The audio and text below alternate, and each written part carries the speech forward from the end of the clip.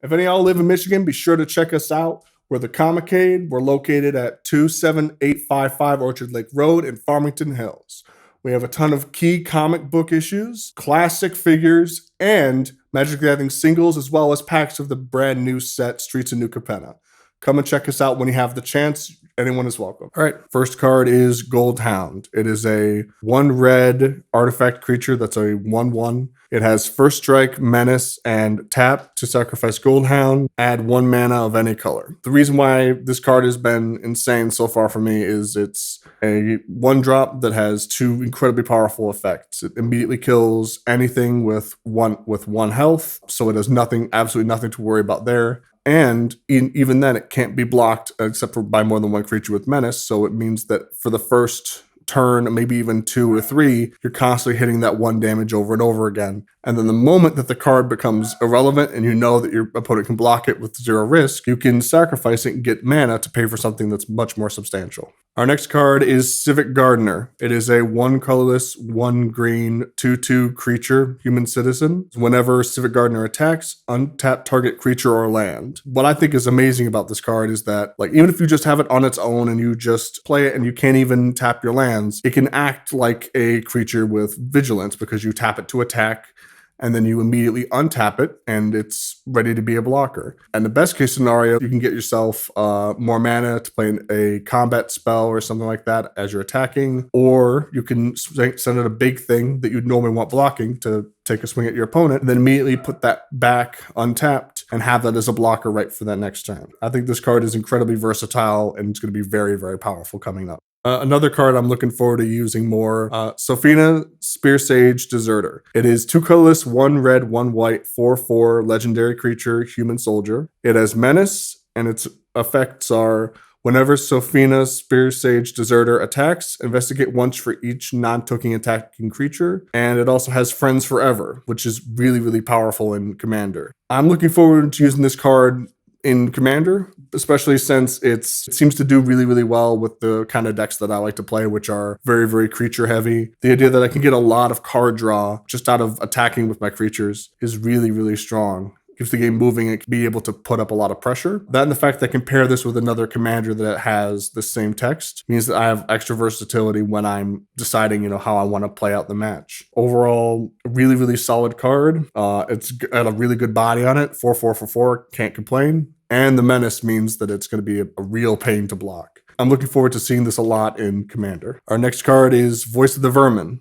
It is a 3 colorless, 1 green, 2/2 creature, human citizen. Voice of the Vermin enters the battlefield with a shield counter on it. If it would be dealt damage or destroyed, remove a shield counter from it instead. Whenever Voice of the Vermin attacks, target creature you control has base power and toughness for 4 until end of turn. So I like this card a lot. It's got great survivability with the shield. That means that it's very difficult to remove. On its own, it's like a 4/4 for 4 because you activate its effect. So it's got 4/4 plus a shield, which is really tough on its own. But if any other cards that you have benefit more from being large, or you think that it's more likely that, say, the shield will protect this card, but you want to make another card bigger so that it's also protected, you can turn that card into a 4/4, keep this a 2/2 with a shield, and you're all good to go. Very versatile. Very, very useful. I really, really like this card, and I hope you will too. Our next card is Mr. Orpheo the Boulder. It is a 1 colorless, 1 black, 1 red, 1 green, 2/4 creature, legendary, and a Rhino Warrior. Whenever you attack, double target creature's power until end of turn. This card is, I think, going to be pretty powerful in the upcoming meta. The fact that it can double a creature's attack without having to attack itself makes it really, really powerful. It means that I'll have to take a risk by swinging with it and potentially losing it. Anytime that you can double your attack, well, anytime I can do it, I'm happy. Our next card I think is absolutely insane. It's Disciplined Duelist. It costs 1 green, 1 white, and 1 blue. It is a 2/1 creature human citizen. It has double strike. Whenever Disciplined Duelist enters the battlefield, it enters with a shield on it. Shield means if it would be dealt damage or destroyed, remove a shield counter from it instead. Now, this card is absolutely crazy. The fact that it has double strike already makes this thing pretty difficult to take care of. But the fact that it also also has the shield on it means that it can be blocked by a 4/4, which is way, way bigger than it, and not only take out the 4/4, but live to fight another day. It's nuts. And then the next turn, you could swing with it and take out another 4 health thing. It's crazy. This thing can easily get you 2 for 1 when it comes to killing creatures. I really like this card. I'm going to love playing it. I'm going to hate playing against it. Our next card is Fatal Grudge. It is a 1 black, 1 red sorcery. As an additional cost to cast this spell, sacrifice a non-land permanent. Each opponent chooses a permanent they control that shares a type with the sacrificed permanent and sacrifices it, draw a card. This card is pretty good. It does cost a little bit with you having to sacrifice a permanent. It forces your opponent to sacrifice something, which can be pretty powerful if you're trying to get around stuff like invincible creatures or things that are really annoying to kill, indestructibles, etc. Because it's a sacrifice, it has synergy with other cards that benefit from sacrificing creatures. Like, this is something that you might use in a Oni Cult deck. At worst, it forces your opponent to get rid of something and you draw a card. It could just be pretty useful as a cycle, and yeah, I think this card will definitely see some play in the future. All right, our next very powerful card that we're talking about is Jaxis the Troublemaker, a 3 colorless, 1 red, 2/3 legendary creature human warrior. You can pay 1 red mana, tap it, discard a card, and create a creature token that's a copy of another target creature you control. It gains haste. When this creature dies, draw a card. Sacrifice it at the beginning of the next end step. You can activate this ability only as a sorcery. It also has Blitz, which means that you can cast a spell for its Blitz cost, which in this case is 1 colorless, 1 red, and it gains haste, and when this creature dies, draw a card, then sacrifice at the beginning of the next end step. This card is really, really good. Yeah, you could potentially copy a really powerful creature for just 3 mana if you want to just blitz this thing out. And even if you play this normally, discarding a card for red, really, you don't mind doing that. And if you're playing something like red-green and you have some really, really big creatures, you can do some incredibly powerful stuff by copying them. Another nice thing about this ability is that even though you're discarding a card for the cost, it doesn't have any conditions about whether or not it's a creature or a land. So if you just have a spare land in your hand, you can just discard that, create a copy of a different creature that you have, swing with it, it dies, and then you draw a card. Not only can it help you, if you're looking to just be really, really hyper aggressive, but also it can just help you cycle through a lot of bad cards that you have. Absolutely insane. Oh my gosh. And it also has insane synergy with Civic Gardener when it attacks to untap target creature or land. So potentially you could play Jaxis, pay the 1 mana, tap it, and then make it a Civic Gardener. And then when Civic Gardener attacks, you can untap your Jaxis, then want to tap it again to make another Civic Gardener. Civic Gardener couldn't attack, of course, but both Civic Gardeners die, you draw 2 cards. This card is stupid. I really like it. It's a lot of fun. Our next card is Big Score. Big Score is a 3 colorless, 1 red instant spell. As an additional cost to cast a spell, discard a card. Draw 2 cards and create 2 treasure tokens. Treasure tokens are artifacts with tap, sacrifice this artifact, add 1 mana of any color. This is some really powerful red card draw. With red, you really don't mind discarding cards. So as a cost to discard this, you could just discard whatever land or card that's not really so helpful right now, like a 1/1 or something like that. You'll draw 2 cards to replace that and then gain 2 treasure tokens. So even if you're in a rough spot, right on turn 4, you don't have much to support, you don't have any creatures to play or anything like that. If you play this, and you just get rid of that 1 card that you have, you not only can potentially draw into whatever can kill your opponent or just another creature to play or whatever, but even if you had only 4 mana to start with, you get 2 treasure tokens. So you can immediately use those 2 treasure tokens to play whatever you draw. It's great. It's awesome. I really like this card. The next card I'm going to talk about is Glamorous Outlaw. It is a 3 colorless, 1 blue, 1 black, 1 red, 4/5 creature. That is a vampire rogue. When Glamorous Outlaw enters the battlefield, it deals 2 damage to each opponent and you scry 2. You can pay 2 mana and exile Glamorous Outlaw from your hand, and then target land gains tap, add 1 blue, black, or red. until Glamorous Outlaw is cast from exile. Cast it for as long as it remains exiled. The first effect of this card is pretty solid.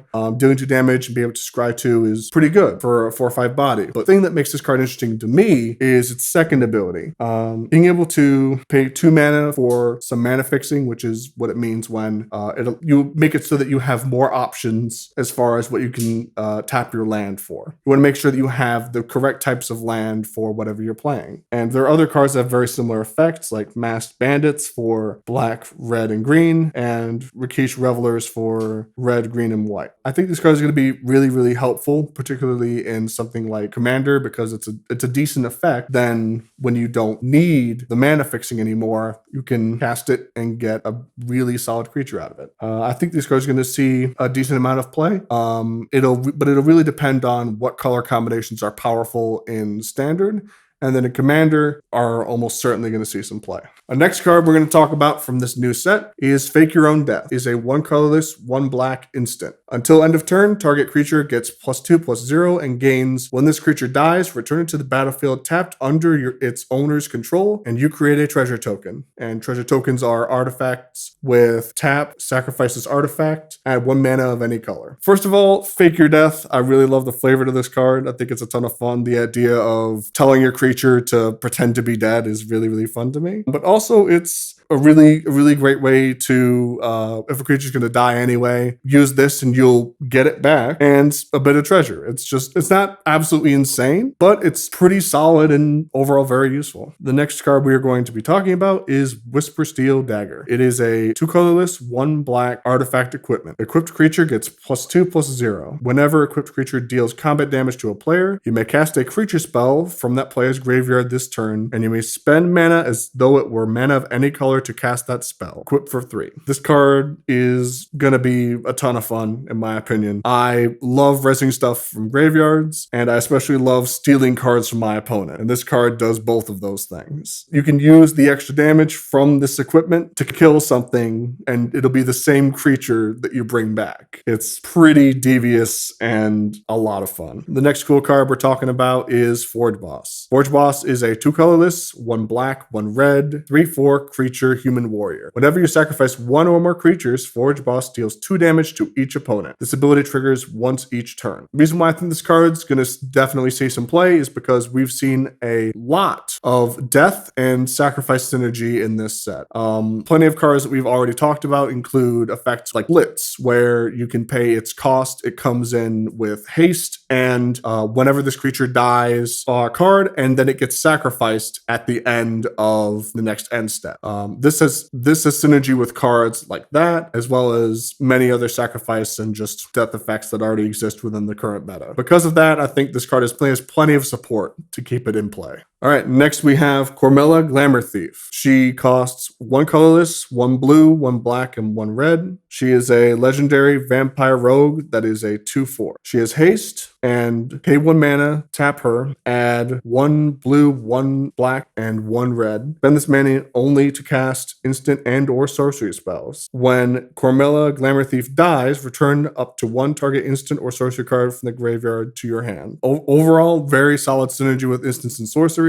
I can see this seeing play, not necessarily as a commander, but definitely a legendary in Commander, especially one with a lot of synergy with sorceries and instants and stuff like that. Overall, solid card. Next up is Broker's Charm is a 1 green, 1 white, 1 blue instant. It says, choose 1. Target creature you control gets +1/+0 until end of turn. It deals damage equal to its power to target creature or planeswalker an opponent controls. You can also choose to destroy target enchantment or draw 2 cards. This card is a lot of versatility. It being an instant means that you can activate it whenever you really need to let your creature sort of take care of an enemy planeswalker or other creature. The enchantment removal is also really powerful, and turns out you don't really need those things. You can cycle it for 2 cards. Paying 3 for 2 cards is really not bad. Solid, versatile card. Definitely going to see some play. Next card I'm really looking forward to playing with is Ginny Faye, Jetmir's Second. Ginny Faye costs either 1 red or 1 green, a green and 1 green or a white. Ginny Faye is a legendary creature elf druid and a 3/3. If you would create one or more creature tokens, you may instead create that many 2/2 green cat creature tokens with haste, or that many 3/1 green dog tokens with vigilance. This is actually pretty interesting. What's the interesting thing to me about this card is, if I'm correct, tokens just mean any kind of token. I believe that the artifact tokens like treasures and clues would count as tokens in this case. So instead of generating a treasure token, which you might not need be the mana with, or a clue token that you might not need the card draw with, you can generate a stronger board with either creature of your choosing. This card I definitely can see getting played in a token focused deck, of course, but also just in general with anything that creates treasures or any other kind of artifact tokens. Really interesting card. Lots of potential here. Next excellent card is Slip Out the Back. Slip Out the Back is a 1 blue instant spell. Put a +1/+1 counter on target creature. It phases out. Phasing out means you treat it and anything attached to it as though they don't exist until the controller's next turn. This card is actually pretty interesting. Unlike cards that would normally give a creature hexproof, this effect of phasing out gets around entire board clears, any sort of sacrifice where you don't target things, combat damage, anything. It doesn't exist for a turn. And that can have some really, really unique applications. That, and it's just a permanent +1/+1 counter. Really cool effect on a really, really cheap card. Next card we're talking about is Refuse to Yield. It's a 1 colorless, 1 white instant spell. Target creature gets +2/+7 until end of turn and untap it. Cards that buff are not uncommon in Magic the Gathering, especially for white. But the fact that this gives so much health, a little bit of attack, and you untap the creature means that you can just out of nowhere have a blocker that is very unlikely to die on that turn. Plus, it's slightly more likely to kill whatever it's blocking. Not a very complicated card, but a really good card. Last, and certainly not least, we have Largella the Magpie. Largella costs 1 green, 1 white, and 1 blue, and is a 2/3 legendary creature, human soldier. When Largella the Magpie enters the battlefield, exile any number of other target creatures controlled by different players until Largella leaves the battlefield. When an exiled card enters the battlefield under your control this way, put 2 +1/+1 counters on it. This card, I think, is really, really powerful, especially in Commander. It is a 3-cost board clear, albeit a little bit more vulnerable than others. Well, and the fact that you can, especially in a 4-player commander, you can kind of play something that I like to do is play politics and, maybe don't get rid of some of your opponent's creatures because you want them to attack somebody else, or you'll tell them, one player, I'll leave you alone as long as you attack this person. And whether or not that works out, who knows, but it creates a lot of fun and engaging scenarios, and I really just like cards like this. I'm definitely looking forward to seeing this, but not looking forward to playing against. Okay, so out of all the cards we managed to get from this new set, 3 cards I think are going to be the most powerful are Largella the Magpie, Big Score, and Jaxis. Hey guys, thanks for watching our Magic the Gathering review. Be sure to come visit the Comicade. It's located at 27855 Orchard Lake Road in Farmington Hills, Michigan. We have a ton of great collectible items, including key issues of comic books at high grades. We got tons and tons of classic figures and Magic the Gathering packs, as well as Magic the Gathering singles. We're also hoping to have more Magic the Gathering events in the future. We'll keep you guys posted. We're going to have tons and tons of new Magic the Gathering content, both here at a YouTube channel, on our TikTok, as well as on our Instagram and Facebook. Come and check us out. And again, thanks for watching.